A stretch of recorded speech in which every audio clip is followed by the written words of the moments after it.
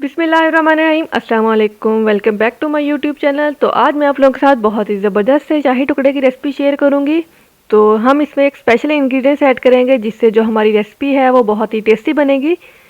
तो इस सबसे पहले हम इसके लिए मिल्क चाहिए हमें।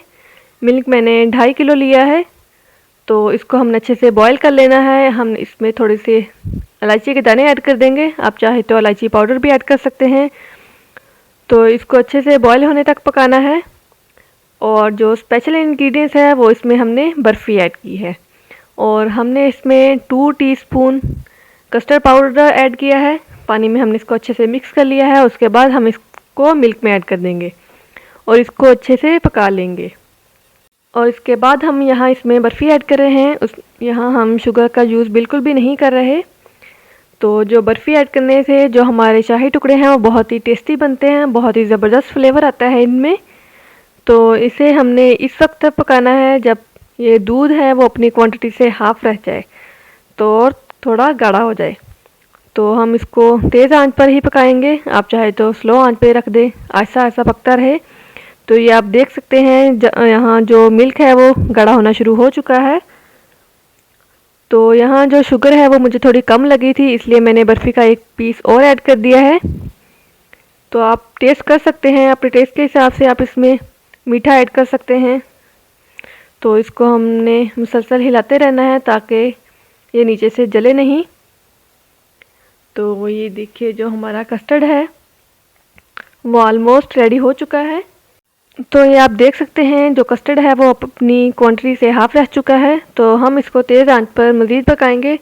तो अगर आप मेरे चैनल पर नए हैं तो मेरी वीडियो को लाइक और मेरे चैनल को सब्सक्राइब ज़रूर कीजिएगा, और साथ ही बेल आइकन प्रेस कर दीजिएगा ताकि हर नई आने वाली वीडियो को नोटिफिकेशन आपको मिल सके।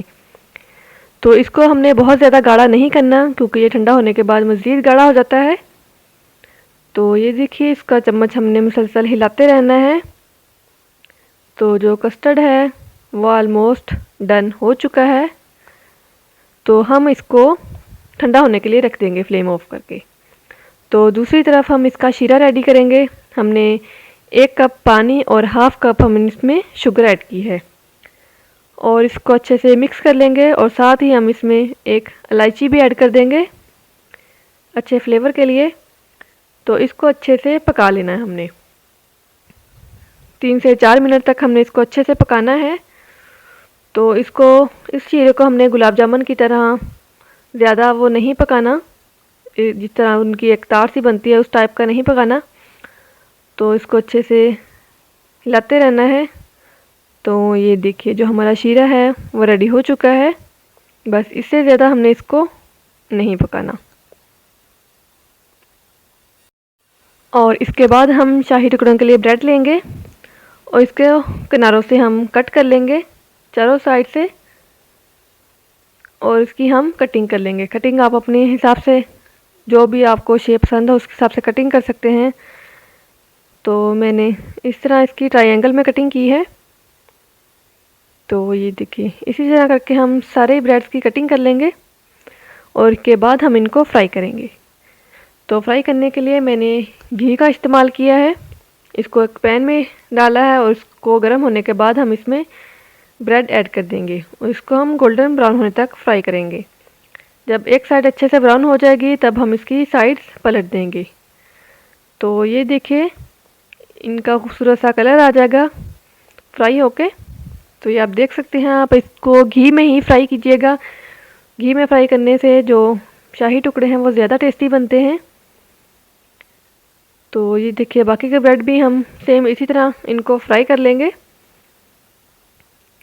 तो जब सारे ब्रेड्स फ्राई हो जाएंगे तब हम इसका नेक्स्ट स्टेप आगे करेंगे।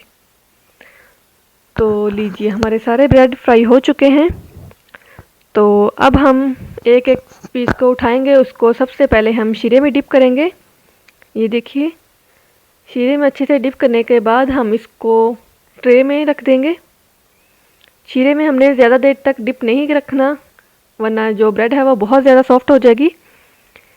इसको डिप करना है और फ़ौरन से निकाल लेना है।